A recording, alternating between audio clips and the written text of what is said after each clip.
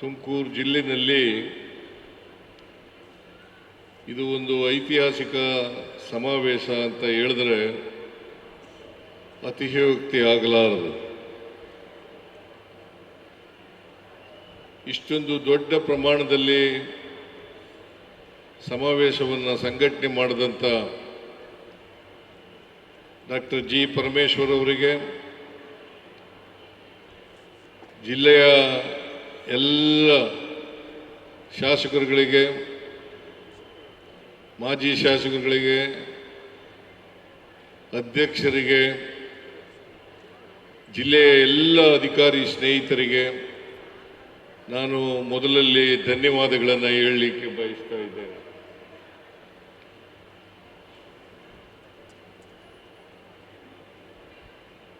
ಒಂದು ದೊಡ್ಡ ಪ್ರಮಾಣದಲ್ಲಿ ಸಂಘಟನೆ ಮಾಡ್ತಕ್ಕಂಥದ್ದು ಬಹಳ ಕಷ್ಟದ ಕೆಲಸ. ಆದರೂ ಕೂಡ ತುಮಕೂರು ಜಿಲ್ಲೆಯ ಜನ ಇವತ್ತು ಇಷ್ಟೊಂದು ದೊಡ್ಡ ಪ್ರಮಾಣದಲ್ಲಿ ಬಂದಿದ್ದೀರಿ, ಈ ಕಾರ್ಯಕ್ರಮದಲ್ಲಿ ಭಾಗವಹಿಸಿದ್ದೀರಿ. ಅದಕ್ಕೋಸ್ಕರ ನಿಮಗೆಲ್ಲರಿಗೂ ಕೂಡ ಧನ್ಯವಾದಗಳನ್ನು ಹೇಳಲಿಕ್ಕೆ ಬಯಸ್ತಾ ಇದ್ದೇನೆ.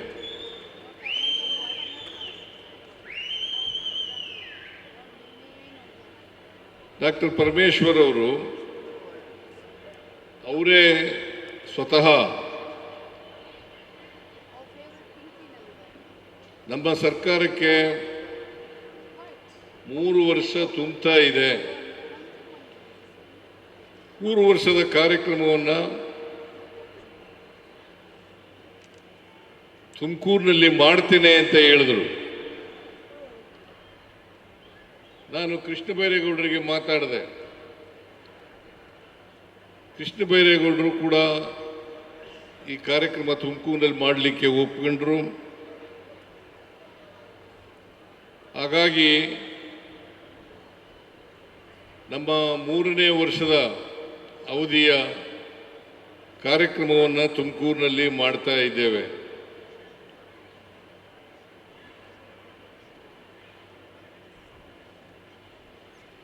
ಇವತ್ತು ತುಮಕೂರಿನಲ್ಲಿ 3ನೇ ವರ್ಷದ ಕಾರ್ಯಕ್ರಮ, ಅದರ ಜೊತೆಗೆ ಅನೇಕ ಅಭಿವೃದ್ಧಿ ಕಾರ್ಯಕ್ರಮಗಳಿಗೆ ಶಂಕುಸ್ಥಾಪನೆ ಮತ್ತು ಉದ್ಘಾಟನೆ ಮಾಡತಕ್ಕಂಥ ಕೆಲಸವನ್ನು ಕೂಡ ಮಾಡಿದ್ದೇವೆ.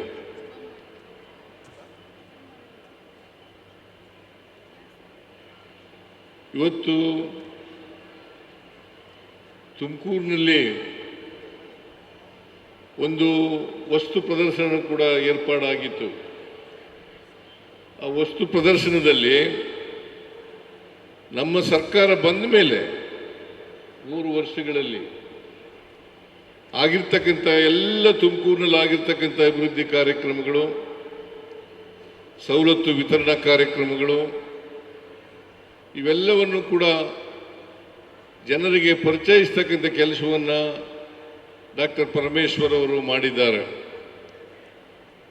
ಇದರಿಂದ ನಾವು ಅಧಿಕಾರಕ್ಕೆ ಬಂದ 3 ವರ್ಷದಲ್ಲಿ ಏನೇನು ಮಾಡಿದ್ದೇವೆ ಅಂತಕ್ಕಂಥದ್ದು ಜನರಿಗೆ ತಿಳುವಳಿಕೆಯನ್ನು ಕೊಡ್ತಕ್ಕಂಥ ಪ್ರಯತ್ನವನ್ನು ಕೂಡ ನಡೆಸಿದೆ. ಅದಕ್ಕೋಸ್ಕರ ಮತ್ತೊಮ್ಮೆ ಡಾಕ್ಟರ್ ಜಿ ಪರಮೇಶ್ವರ್ ಅವರಿಗೆ ಮತ್ತು ಅವರ ಎಲ್ಲ ಜಿಲ್ಲೆಯ ಎಲ್ಲ ಅಧಿಕಾರಿ ವರ್ಗದವರಿಗೆ ಧನ್ಯವಾದಗಳನ್ನು ಹೇಳಲಿಕ್ಕೆ ಬಯಸ್ತಾ ಇದ್ದೇನೆ.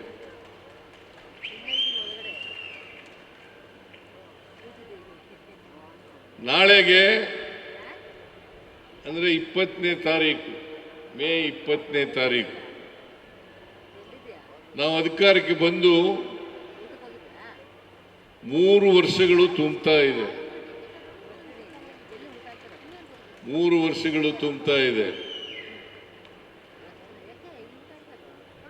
ಇದನ್ನ ಸಾಂಕೇತಿಕವಾಗಿ ಆಚರಣೆ ಮಾಡಬೇಕು ಅಂತ ಹೇಳಿದಾಗ ಡಾಕ್ಟರ್ ಜಿ ಪರಮೇಶ್ವರ್ ಅವರು ವಾಲಂಟಿಯರ್ ಆಗಿ ನಾವು ತುಮಕೂರಿನಲ್ಲಿ ಮಾಡ್ತೇವೆ ಅಂತ ಹೇಳಿ ಮುಂದೆ ಬಂದರು. ನಾನು ಆಯಿತು ಅಂತಂದೆ. ಅದಕ್ಕೋಸ್ಕರ ಈ 3 ವರ್ಷದ ಸಾಧನೆಗಳು ಜೊತೆಗೆ ತುಮಕೂರು ಜಿಲ್ಲೆಯಲ್ಲಿ ಆಗಿರ್ತಕ್ಕಂಥದ್ದು, ರಾಜ್ಯದಲ್ಲಿ ಆಗಿರ್ತಕ್ಕಂಥದ್ದು, ಕಂದಾಯ ಇಲಾಖೆಯಲ್ಲಿ ಏನೇನು ಕಾರ್ಯಕ್ರಮಗಳನ್ನು ಮಾಡಿದ್ದಾರೆ ಆ ಎಲ್ಲ ಕಾರ್ಯಕ್ರಮಗಳನ್ನು ಕೂಡ ಇವತ್ತು ಜನರಿಗೆ ತಿಳಿಸ್ತಕ್ಕಂಥ ಕೆಲಸವನ್ನು ಮಾಡಿದೆ. ನಾವು 3 ವರ್ಷಗಳ ಹಿಂದೆ ಜನರ ಮುಂದೆ ಬಂದಾಗ ಅನೇಕ ವಾಗ್ದಾನಗಳನ್ನು ಕೊಟ್ಟಿದ್ದು, ಭರವಸೆಗಳನ್ನು ಕೊಟ್ಟಿದ್ದು. ನಮ್ಮ ಪ್ರಣಾಳಿಕೆ ಮೂಲಕವಾಗಿ ಸುಮಾರು 592 ಭರವಸೆಗಳನ್ನು ಕೊಟ್ಟಿದ್ದು. 592 ಭರವಸೆಗಳನ್ನು ಕೊಟ್ಟಿದ್ದು. ಆ ಭರವಸೆಗಳ ಪ್ರಣಾಳಿಕೆಯ ಸಮಿತಿಯ ಅಧ್ಯಕ್ಷರಾಗಿ ಡಾಕ್ಟರ್ ಪರಮೇಶ್ವರ್ ಅವರು ಆಗಿದ್ರು ಅಂತಕ್ಕಂಥದ್ದನ್ನು ಇವತ್ತು ನೆನಪಬೇಕಾಗ್ತದೆ. ಅವರು ಈ ರಾಜ್ಯದಲ್ಲಿ ಏನೇನು ಮಾಡಲಿಕ್ಕೆ ಸಾಧ್ಯ ಆಗ್ತದೆ, ಜನರ ಸಮಸ್ಯೆಗಳೇನು, ಅದಕ್ಕೆ ಪರಿಹಾರಗಳೇನು ಅಂತಕ್ಕಂಥದ್ದನ್ನು ಸೂಚಿಸತಕ್ಕಂಥ ಮ್ಯಾನಿಫೆಸ್ಟೋವನ್ನು ಜನರ ಮುಂದೆ ಇಡ್ತಕ್ಕಂಥ ಪ್ರಯತ್ನವನ್ನು ಮಾಡಿದ್ರು. ಅದರಲ್ಲಿ ಈಗ ಸುಮಾರು 592 ಭರವಸೆಗಳಲ್ಲಿ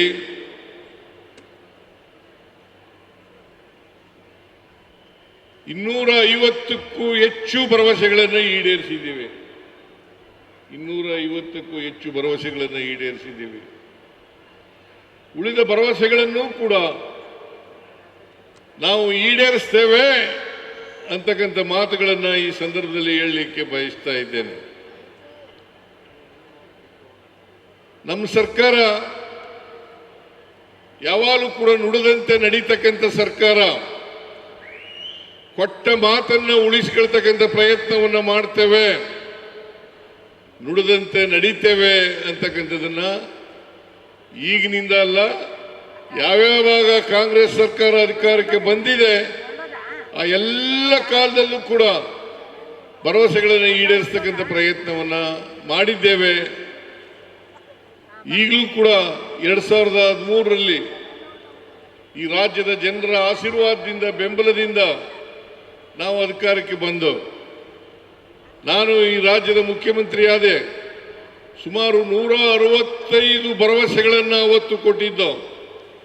ಆ ಭರವಸೆಗಳಲ್ಲಿ 158 ಭರವಸೆಗಳನ್ನು ಈಡೇರಿಸಿತು ಅಂತಕ್ಕಂಥದ್ದನ್ನು ತಮಗೆ ತಿಳಿಸಲಿಕ್ಕೆ ಬಯಸ್ತಾ ಇದ್ದೇನೆ.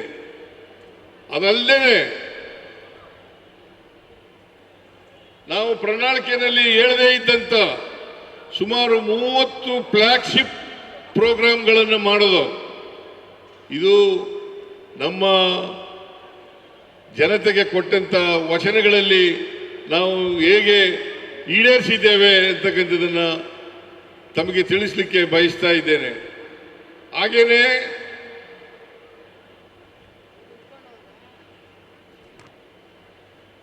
ಎಲ್ಲ ಕಾರ್ಯಕ್ರಮಗಳನ್ನು ಸುಮಾರು 5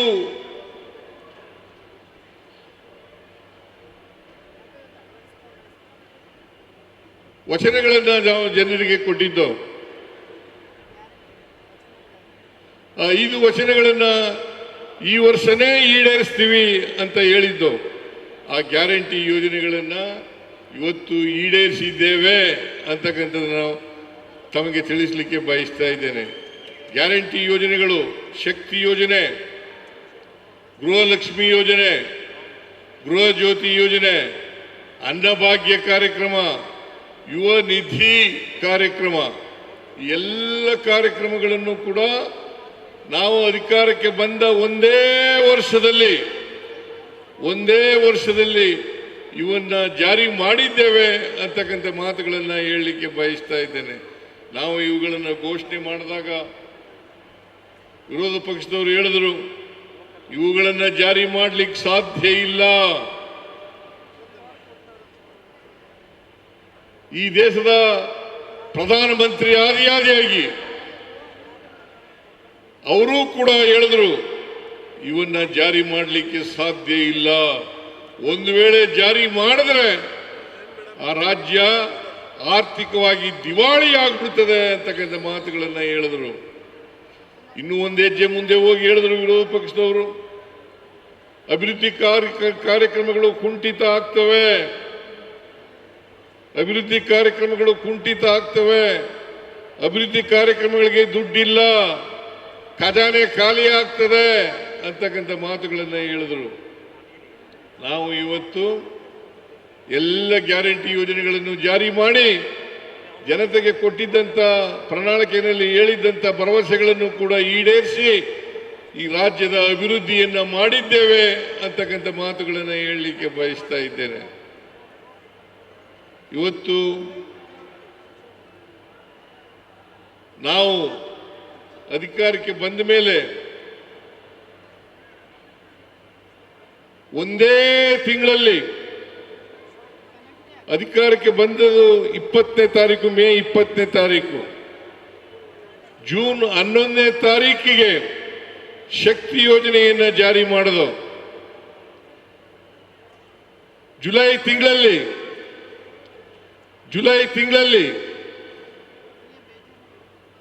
ಗೃಹಲಕ್ಷ್ಮಿ ಅನ್ನಭಾಗ್ಯ ಕಾರ್ಯಕ್ರಮವನ್ನು ಅಲ್ಲ, ಗೃಹ ಜ್ಯೋತಿ ಅನ್ನಭಾಗ್ಯ ಕಾರ್ಯಕ್ರಮಗಳನ್ನು ಜಾರಿ ಕೊಟ್ಟು, ಆಗಸ್ಟ್ ತಿಂಗಳಲ್ಲಿ ಮೈಸೂರಿನಲ್ಲಿ ಗೃಹಲಕ್ಷ್ಮಿ ಯೋಜನೆಯನ್ನು ಜಾರಿ ಕೊಟ್ಟು, ಶಿವಮೊಗ್ಗದಲ್ಲಿ ಯುವ ನಿಧಿ ಕಾರ್ಯಕ್ರಮವನ್ನು ಜಾರಿ ಮಾಡಿದವು. ಆದ್ರಿಂದ ನಾವು ಕೊಟ್ಟಂತೆ ನಡ್ಕೊಂಡಿದ್ದೇವೆ ಅಂತಕ್ಕಂಥ ಮಾತುಗಳನ್ನು ಇವತ್ತು ಹೇಳಲಿಕ್ಕೆ ಬಯಸ್ತಾ ಇದ್ದೇನೆ. ಸುಮಾರು 1,40,000ಕ್ಕೂ ಹೆಚ್ಚು ಕೋಟಿ ರೂಪಾಯಿಗಳನ್ನು ಈ ಗ್ಯಾರಂಟಿ ಯೋಜನೆಗಳಿಗೆ ಖರ್ಚು ಮಾಡಿದ್ದೇವೆ. 1,40,000 ಕೋಟಿಗೂ ಹೆಚ್ಚು ಹಣವನ್ನು ಗ್ಯಾರಂಟಿ ಯೋಜನೆಗಳಿಗೆ ಖರ್ಚು ಮಾಡಿದ್ದೇವೆ. ಇದರಿಂದ ನಮ್ಮ ನಾವು ಜನರಿಗೆ ಏನು ಹೇಳಿದ್ದೋ, ನಾವು ಸಂವಿಧಾನದ ರೀತಿಯ ನಡ್ಕೊಳ್ತೇವೆ. ಬಾಬಾ ಸಾಹೇಬ್ ಅಂಬೇಡ್ಕರ್ ಅವರು ಸಂವಿಧಾನ ರಚನಾ ಸಭೆಯಲ್ಲಿ ಒಂದು ಮಾತನ್ನ ಹೇಳಿದ್ರು. ಏನಪ್ಪ ಅದು ಅಂತಂದ್ರೆ, ರಾಜಕೀಯ ಸ್ವಾತಂತ್ರ್ಯ ಯಶಸ್ವಿ ಆಗಬೇಕಾದ್ರೆ ಪ್ರತಿಯೊಬ್ಬರಿಗೂ ಕೂಡ ಸಾಮಾಜಿಕವಾಗಿ ಆರ್ಥಿಕವಾಗಿ ಶಕ್ತಿಯನ್ನು ತುಂಬಿದಾಗ ಮಾತ್ರ ರಾಜಕೀಯ ಸ್ವಾತಂತ್ರ್ಯ ಸಾರ್ಥಕ ಆಗ್ತದೆ ಅಂತಕ್ಕಂಥ ಮಾತುಗಳನ್ನು ಹೇಳಿದರು. ಅದರಂತೆ ನಾವು ಇವತ್ತು ಸಮಾಜದಲ್ಲಿರ್ತಕ್ಕಂಥ ಯಾವುದೇ ಭೇದ ಭಾವ ಮಾಡದೇನೆ, ಅದು ಹಿಂದೂಗಳಿರಲಿ, ಕ್ರಿಶ್ಚಿಯನ್ರಿರಲಿ, ಮುಸಲ್ಮಾನರಿರಲಿ, ಬೌದ್ಧರಿರಲಿ, ಜೈನರಿರಲಿ, ಎಲ್ಲ ಜಾತಿಯ ಜನ, ಎಲ್ಲ ಧರ್ಮದ ಜನ, ಎಲ್ಲರಿಗೂ ಕೂಡ ಎಲ್ಲ ಜಾತಿ ಧರ್ಮದಲ್ಲಿರ್ತಕ್ಕಂಥ ಬಡವರು, ಈ ಬಡವರಿಗೆ ಆರ್ಥಿಕವಾಗಿ ಸಾಮಾಜಿಕವಾಗಿ ಶಕ್ತಿ ತುಂಬತಕ್ಕಂಥ ಕೆಲಸವನ್ನು ಮಾಡಿದ್ದೇವೆ. ಯಾವುದೇ ರಾಜಕೀಯ ಇದರಲ್ಲಿ ಮಾಡಿಲ್ಲ. ಭಾರತೀಯ ಜನತಾ ಪಕ್ಷದವ್ರ ರೀತಿಯಲ್ಲಿ ವಿಷ ಇಡ್ತಕ್ಕಂಥ ದ್ವೇಷದ ಬೆಂಕಿಯನ್ನು ಆಗ್ತಕ್ಕಂಥ ಕೆಲಸವನ್ನು ನಾವು ಮಾಡಲಿಲ್ಲ. ಅವರು ಇವತ್ತು ಅಧಿಕಾರದಲ್ಲಿ ಇರ್ತಕ್ಕಂಥದ್ದು ದ್ವೇಷವನ್ನ ಹಚ್ಚಿ, ಬೆಂಕಿ ಹಚ್ಚಿ, ಹಿಂದೂ ಮುಸ್ಲಿಂ ಗಲಾಟೆಯನ್ನು ಮಾಡಿಸಿ ಅಧಿಕಾರಕ್ಕೆ ಬಂದಿದ್ದಾರೆ ಅಂತಕ್ಕಂಥ ಮಾತುಗಳನ್ನು ಹೇಳಲಿಕ್ಕೆ ಬಯಸ್ತಾ ಇದ್ದೇನೆ. ಇವತ್ತು ಅಧಿಕಾರಕ್ಕೋಸ್ಕರವಾಗಿ ಏನೆಲ್ಲ ಬಿಜೆಪಿಯವರು ಮಾಡ್ತಾರೆ ಅಂತಕ್ಕಂಥದ್ದನ್ನ ನಾನು ಹೇಳಲಿಕ್ಕೆ ಹೋಗಲ್ಲ. ನಿಮಗೆಲ್ಲ ಗೊತ್ತಾಗಿದೆ ಅಂತಕ್ಕಂಥದ್ದು ನನ್ನ ಭಾವನೆ. ನರೇಂದ್ರ ಮೋದಿಯವರು ಸುಮಾರು 12 ವರ್ಷಗಳ ಕಾಲ ಗುಜರಾತ್ನ ಮುಖ್ಯಮಂತ್ರಿ ಆಗಿದ್ದರು. 2001ರಲ್ಲಿ ಅಧಿಕಾರಕ್ಕೆ ಬಂದು 2014ರವರೆಗೂ ಕೂಡ ಅವರು ಅಧಿಕಾರದಲ್ಲಿ ಇದ್ರು ಅಂತಕ್ಕಂಥ ಮಾತುಗಳನ್ನು ಹೇಳಲಿಕ್ಕೆ ಬಯಸ್ತಾ ಇದ್ದೇನೆ. ಸುಮಾರು 35 ವರ್ಷ ಗುಜರಾತ್ನಲ್ಲಿ ಭಾರತೀಯ ಜನತಾ ಪಕ್ಷದವರು ಅಧಿಕಾರದಲ್ಲಿ ಇದ್ದಾರೆ. ಎಲ್ಲ ಕಡೆ ಪ್ರಚಾರ ಮಾಡಿದ್ರು. ಇಲ್ಲಿ ಯಡಿಯೂರಪ್ಪನವರು, ಅಶೋಕ್ ಅವರು, ಬಸವರಾಜ ಬೊಮ್ಮಾಯಿ ಅವರು, ವಿಜೇಂದ್ರ ಅವರು ಗುಜರಾತ್ ಮಾದರಿ ಸರ್ಕಾರ ಅಂತೇಳಿ ಪ್ರಚಾರವನ್ನು ಮಾಡಿದ್ರು. ಗುಜರಾತ್ನಲ್ಲಿ ಇವತ್ತು ಏನಾಗ್ತಾ ಇದೆ ಅಂತಕ್ಕಂಥದ್ದನ್ನು ನೋಡಲಿಕ್ಕೆ ಸಾಧ್ಯ ಆಗ್ತದೆ. 35 ವರ್ಷಗಳ ಕಾಲ ಅಧಿಕಾರದಲ್ಲಿದ್ದರೂ ಕೂಡ ಗುಜರಾತ್ನ ಅಭಿವೃದ್ಧಿ ಆಗಿಲ್ಲ ಅಂತಕ್ಕಂಥ ಮಾತುಗಳನ್ನು ಹೇಳಲಿಕ್ಕೆ ಬಯಸ್ತಾ ಇದ್ದೇನೆ. ಬಿಜೆಪಿಯವರಿಗೆ ನಾಚಿಕೆ ಆಗಬೇಕು. ಇತ್ತೀಚೆಗೆ 2026 ಮೇ ಮೊದಲನೇ ವಾರದಲ್ಲಿ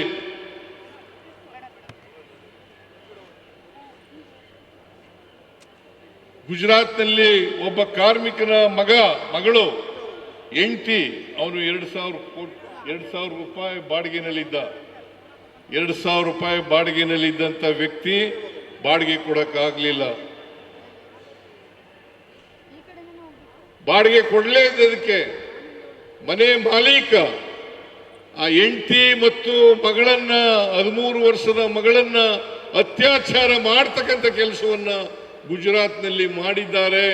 ಮೊರ್ಬಿ ಅಂತಕ್ಕಂಥ ಜಿಲ್ಲೆನಲ್ಲಿ ಅಂತಕ್ಕಂಥದನ್ನು ಮರೀಲಿಕ್ಕೆ ಸಾಧ್ಯ ಇಲ್ಲ.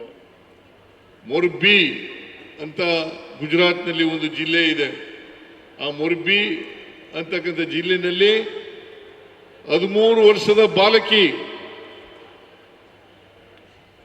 ಇನ್ನು ಎಳೆಯ ವಯಸ್ಸು, ಆ ಬಾಲಕಿ ಹೆಂಡತಿಗೆ ಅತ್ಯಾಚಾರ ಮಾಡದಂತ ಘಟನೆ ಗುಜರಾತ್ನಲ್ಲಿ ನಡೆದಿದೆ ಅಂತಕ್ಕಂಥ ಮಾತುಗಳನ್ನು ಹೇಳಲಿಕ್ಕೆ ಬಯಸ್ತಾ ಇದ್ದೇನೆ.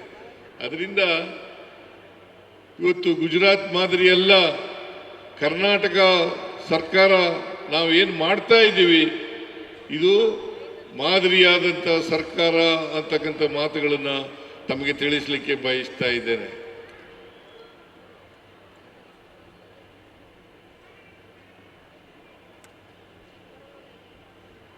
ಈ ನರೇಂದ್ರ ಮೋದಿಯವರು 2014ರಲ್ಲಿ ಪ್ರಧಾನಮಂತ್ರಿ ಆದರು. ಅವತ್ತು ಪೆಟ್ರೋಲ್ ಮತ್ತು ಡೀಸೆಲ್ ಬೆಲೆ, ಗ್ಯಾಸ್ ಬೆಲೆ ಸುಮಾರು ಮನಮೋಹನ್ ಸಿಂಗ್ ಅವರು ಪ್ರಧಾನಮಂತ್ರಿ ಆಗಿದ್ದಾಗ 1 ಲೀಟರ್ ಪೆಟ್ರೋಲ್ ಬೆಲೆ 48 ಅಲ್ಲ, ಡೀಸೆಲ್ ಬೆಲೆ 48 ರೂಪಾಯಿ. 1 ಲೀಟರ್ ಪೆಟ್ರೋಲ್ ಬೆಲೆ 70 ರೂಪಾಯಿ. ಒಂದು ಗ್ಯಾಸ್ ಸಿಲಿಂಡರ್, ಮನೆಗೆ ಬಳಕೆಗೆ ಮಾಡ್ತಕ್ಕಂಥ ಸಿಲಿಂಡರ್ 414 ರೂಪಾಯಿ. ಇವತ್ತು ಎಷ್ಟಾಗಿದೆ ನೀವೇ ಯೋಚನೆ ಮಾಡಿ. ಇವತ್ತು ಇದನ್ನೇ ನಾವು ಅಚ್ಛೇ ದಿನ್ ಅಂತ ಕರೀಬೇಕಾ?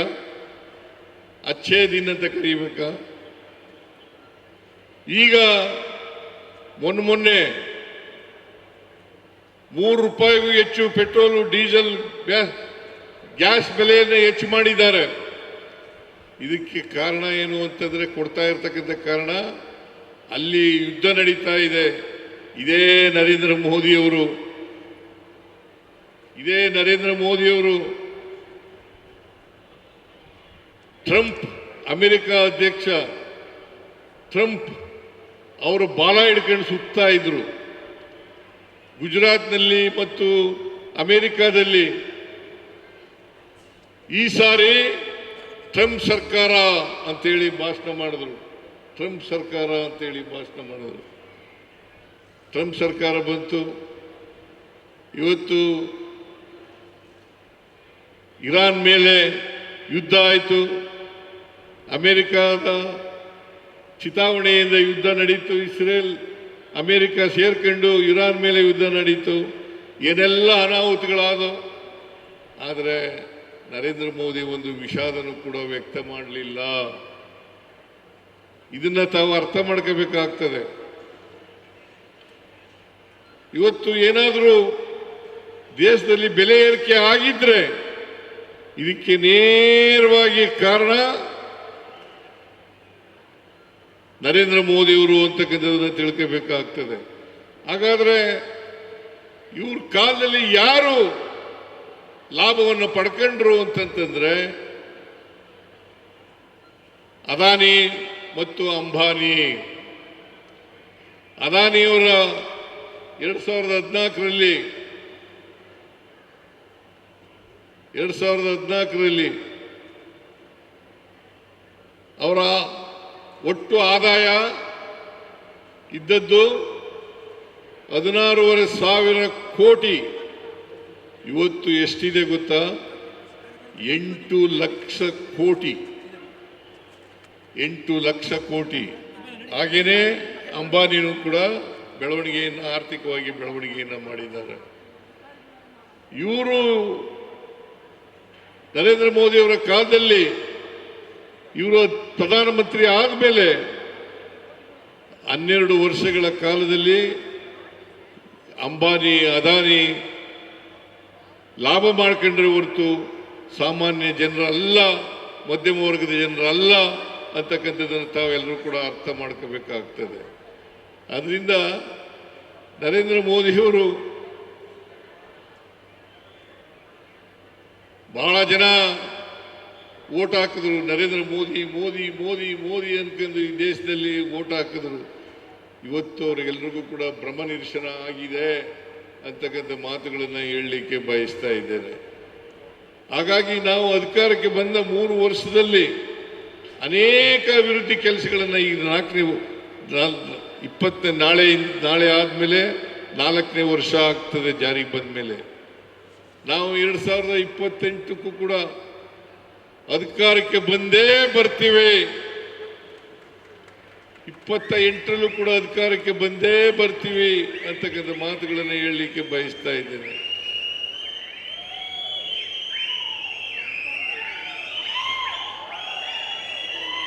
ಬರ್ತೀವಿ ಅಲ್ವಾ?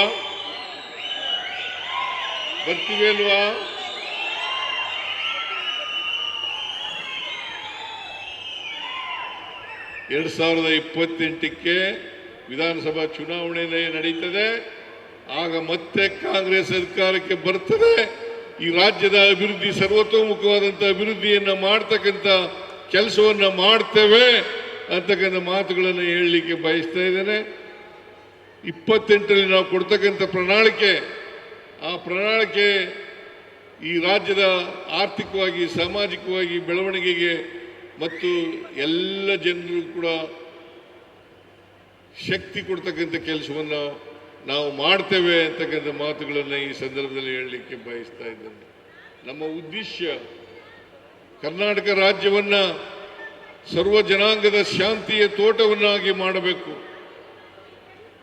ಕುವೆಂಪು ಅವರು ಹೇಳಿದರು, ಸರ್ವ ಜನಾಂಗದ ಶಾಂತಿಯ ತೋಟ ಅಂತೇಳಿ. ಆ ರೀತಿಯಾಗಿ ಮಾಡಬೇಕು. ನಮ್ಮ ಸಂವಿಧಾನದ ಮೂಲ ತತ್ವಗಳೇನಪ್ಪ ಅಂತಂದ್ರೆ ಸ್ವಾತಂತ್ರ್ಯ, ಸಮಾನತೆ, ಭ್ರಾತೃತ್ವ. ಇದು ನಮ್ಮ ಮಂತ್ರಗಳು ಅಂತಕ್ಕಂಥ ಮಾತುಗಳನ್ನು ಹೇಳಲಿಕ್ಕೆ ಬಯಸ್ತಾ ಇದ್ದೇನೆ. ಅದರಿಂದ ಕರ್ನಾಟಕ ರಾಜ್ಯದಲ್ಲಿ ನಾವು ಸಮಾನತೆಯ ಸಮಾಜವನ್ನು ನಿರ್ಮಾಣ ಮಾಡ್ತಕ್ಕಂಥದ್ದು, ಎಲ್ರಿಗೂ ಸಮಾನ ಅವಕಾಶಗಳು ಸಿಗ್ತಕ್ಕಂಥ ಕೆಲಸವನ್ನು ಮಾಡ್ತಕ್ಕಂಥದ್ದು, ಇದೇ ನಮ್ಮ ಸಂವಿಧಾನದ ಮೂಲ ಆಶಯ ಅಂತಕ್ಕಂಥ ಮಾತುಗಳನ್ನು ಹೇಳಲಿಕ್ಕೆ ಬಯಸ್ತಾ ಇದ್ದೇನೆ. ನಮ್ಮ ಮೂಲ ಆಶಯವಾದಂಥ ಸರ್ವ ಜನಾಂಗಕ್ಕೂ ಸರ್ವರ ಸಮಬಾಳು ನಮ್ಮ ಉದ್ದೇಶ ಅಂತಕ್ಕಂಥ ಮಾತುಗಳನ್ನು ಈ ಸಂದರ್ಭದಲ್ಲಿ ಹೇಳಿ, ನಾನು ಈ ದಿಕ್ಕಿನಲ್ಲಿ ಇನ್ನೂ 2 ವರ್ಷ ಅವಧಿ ಇದೆ. ಈ 2 ವರ್ಷದಲ್ಲಿ ನಾವು ಅನೇಕ ನಮ್ಮ ಎಲ್ಲ ಭರವಸೆಗಳನ್ನು ಈಡೇರಿಸ್ತೇವೆ ಅಂತಕ್ಕಂಥ ಮಾತುಗಳನ್ನು ಹೇಳಲಿಕ್ಕೆ ಬಯಸ್ತಾ ಇದ್ದೇನೆ. ಬಹುತೇಕವಾಗಿ ಇವತ್ತು ನಾವು ಈ ಎಲ್ಲ ಕಾರ್ಯಕ್ರಮಗಳನ್ನು 3 ವರ್ಷದ ಕಾರ್ಯಕ್ರಮಗಳನ್ನು ಮಾಡಿದ ಮೇಲೆ, ಗ್ಯಾರಂಟಿ ಯೋಜನೆಗಳನ್ನು ಜಾರಿ ಕೊಟ್ಟ ಮೇಲೆ ಕರ್ನಾಟಕದಲ್ಲಿ ನಾವು ವ್ಯಕ್ತಿ ವರಮಾನ ಇದೆಯಲ್ಲ, ಅದರಲ್ಲಿ ಇಡೀ ದೇಶದಲ್ಲಿ ಇಡೀ ದೇಶದಲ್ಲಿ ನಾವು ಮೊದಲನೇ ಸ್ಥಾನದಲ್ಲಿ ಇದ್ದೇವೆ ಅಂತಕ್ಕಂಥ ಮಾತುಗಳನ್ನು ಹೇಳಲಿಕ್ಕೆ ಬಯಸ್ತಾ ಇದ್ದೇನೆ. ಅದರಿಂದ ಈಗ ನೋಡಬೇಕು,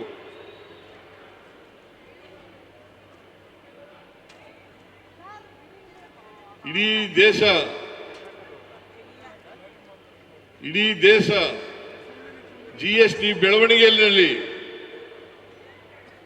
7.4% ಬೆಳವಣಿಗೆಯನ್ನು ಕಂಡಿದ್ರೆ ಕರ್ನಾಟಕದಲ್ಲಿ ನಾವು 8.1ರ ಬೆಳವಣಿಗೆಯನ್ನು ನಾವು ಕಂಡಿದ್ದೇವೆ. ಇದನ್ನ ಏನು ತೋರಿಸುತ್ತೆ ಅಂತಂದ್ರೆ ನಾವು ದೇಶದ GSTಗೆ ಸಾಕಷ್ಟು ಕೊಡುಗೆಯನ್ನು ಕೊಡ್ತಾ ಇದ್ದೀವಿ. ಮತ್ತೆ ಆರ್ಥಿಕವಾಗಿ ಸಾಮಾಜಿಕವಾಗಿ ನಾವು ಇಡೀ ದೇಶದಲ್ಲಿ ನಾವು ಉತ್ತಮ ಸ್ಥಾನದಲ್ಲಿ ಇದ್ದೇವೆ ಅಂತಕ್ಕಂಥ ಮಾತುಗಳನ್ನು ಹೇಳಲಿಕ್ಕೆ ಬಯಸ್ತಾ ಇದ್ದೇನೆ. ಅದರಿಂದ ಆರ್ಥಿಕವಾಗಿ ಸಾಮಾಜಿಕವಾಗಿ ಇಡೀ ದೇಶದಲ್ಲಿ ನಾವು ಬಹಳ ಉತ್ತಮವಾಗಿದ್ದೇವೆ ಅಂತಕ್ಕಂಥ ಮಾತುಗಳನ್ನು ಹೇಳಿ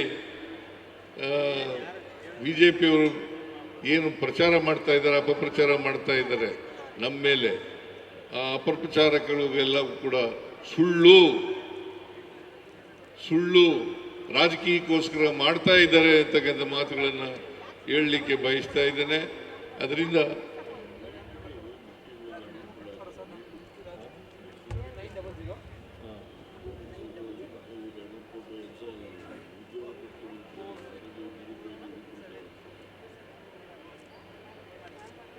ಇತ್ತೀಚೆಗೆ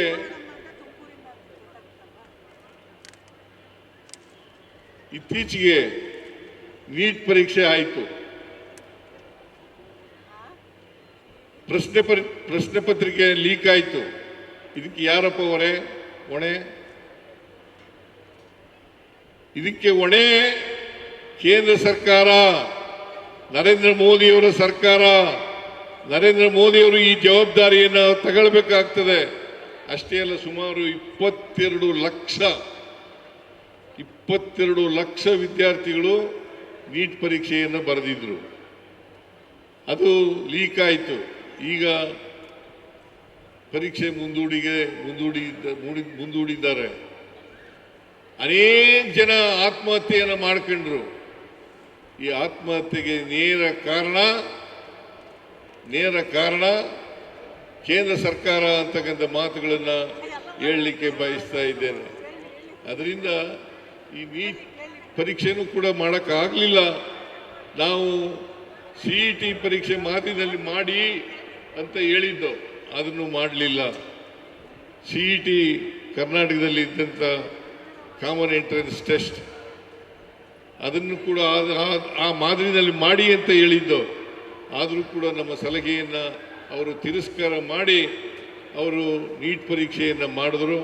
ನೀಟ್ ಪರೀಕ್ಷೆ ಇವತ್ತು 22 ಲಕ್ಷ ವಿದ್ಯಾರ್ಥಿಗಳ ಭವಿಷ್ಯವನ್ನು ಹಾಳು ಮಾಡ್ತಕ್ಕಂಥ ಪ್ರಯತ್ನವನ್ನು ಮಾಡಿದ್ದಾರೆ ಅಂತಕ್ಕಂಥ ಮಾತುಗಳನ್ನು ಹೇಳಲಿಕ್ಕೆ ಬಯಸ್ತಾ ಇದ್ದಾರೆ.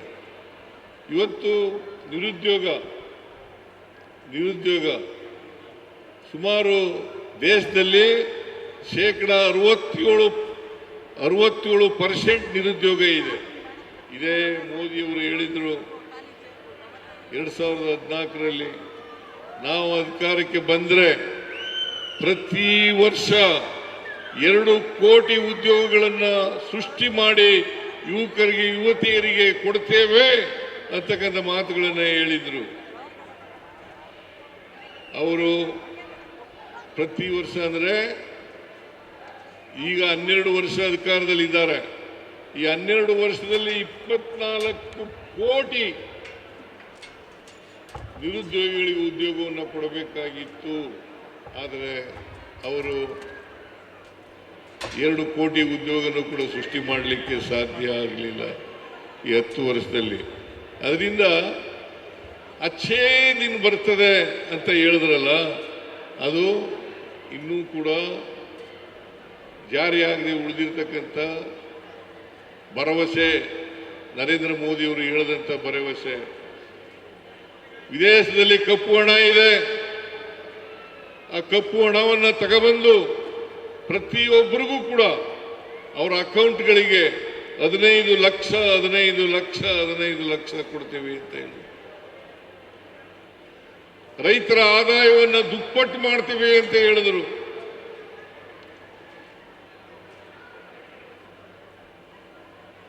ಆದರೆ ಏನು ಮಾಡಲಿಲ್ಲ. ನರೇಂದ್ರ ಮೋದಿಯವರು ಸಂಪೂರ್ಣವಾಗಿ ವಿಫಲರಾಗಿದ್ದಾರೆ. ಅವರು ಎಷ್ಟು ಸಾಲ ಮಾಡಿದ್ದಾರೆ, ಈಗ ನಮ್ಮ ಮೇಲೆ ಸಾಲ ಮಾಡಿದ್ದಾರೆ ಅಂತೇಳಿ JDSನವರು, BJPಯವರು, RSSನವರು ಹೇಳ್ತಾ ಇದ್ದಾರೆ. ಅವರು ಎಷ್ಟು ಸಾಲ ಮಾಡಿದ್ದಾರೆ? ನರೇಂದ್ರ ಮೋದಿಯವರು ಅಧಿಕಾರಕ್ಕೆ ಬಂದಾಗ ಒಟ್ಟು ಸಾಲ ದೇಶದ ಮೇಲೆ ಇದ್ದದ್ದು ಸ್ವಾತಂತ್ರ್ಯ ಬಂತವಿಂದ 53,11,000 ಕೋಟಿ. 53,11,000 ಕೋಟಿ. ಇವತ್ತು 220 ಲಕ್ಷ ಕೋಟಿ ಸಾಲವನ್ನು ಮಾಡಿದ್ದಾರೆ. 220 ಲಕ್ಷ ಕೋಟಿಯನ್ನು ಮಾಡಿದ್ದಾರೆ. ಅದರಿಂದ ಈ ದೇಶವನ್ನು ಆರ್ಥಿಕವಾಗಿ ಆಳುಗೆಡವಿ ಹಿಂದೂ ಮುಸ್ಲಿಂ ಮಧ್ಯೆ ಬೆಂಕಿ ಹಚ್ಚಿ ದೇಶವನ್ನು ಇಬ್ಬಾಗ ಮಾಡ್ತಕ್ಕಂಥ ಪ್ರಯತ್ನವನ್ನು, ಸಮಾಜವನ್ನು ಇಬ್ಬಾಗ ಮಾಡ್ತಕ್ಕಂಥ ಪ್ರಯತ್ನವನ್ನು ಮಾಡ್ತಾ ಇದ್ದಾರೆ.